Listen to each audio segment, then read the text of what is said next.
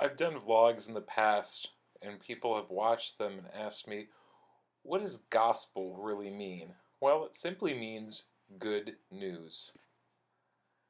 And in today's gospel, it speaks of Jesus' transfiguration. And the transfiguration really is good news for me. And you may be wondering why, so I'd like to explain to you exactly why that is. In the gospel, it says Jesus called his disciples, Peter, John, and James, and the three of them went to Jesus on top of the mountain. And there, Jesus' transfiguration took place, and they were in awe of what was happening. Jesus wanted to show them what he would look like after he died and was resurrected. And not only what he would look like, but what all of us would look like after we are resurrected, if God judges us worthy to live with him forever and ever. So you may be wondering, why is that good news specifically for me? Well, because hopefully I'll be resurrected, yes. But we can look at Peter, John, and James. They were in awe when they saw Jesus' transfiguration. But after that, they seemingly forgot about that event and its significance and went on to sin. And when Jesus was crucified, they were nowhere to be found and left him to suffer his passion.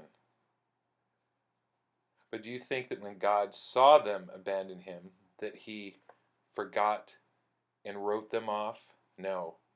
He continued to love and support and encourage and help them grow and slowly change. And as time went on, they became beautiful people inside. And they went on to touch many people's lives and teach them about God. And now they're in saints and living with God in heaven forever. And to me, that's good news. Now I know, yes, I'm a sinner. I experience God's love. I see his wonder, his miracles. But sometimes I'm like, oh, I can't be bothered, or I forget about him. But he looks at us and has to help us understand that we also need to ask God to continue to help change us on the inside. And sometimes I get fed up, or we get fed up, because the process is so slow, just like with the disciples. But he was patient and stuck with them. And it didn't happen overnight where they were without sin and perfect. That's not God's way. It's a slow process that takes time with patience and hope.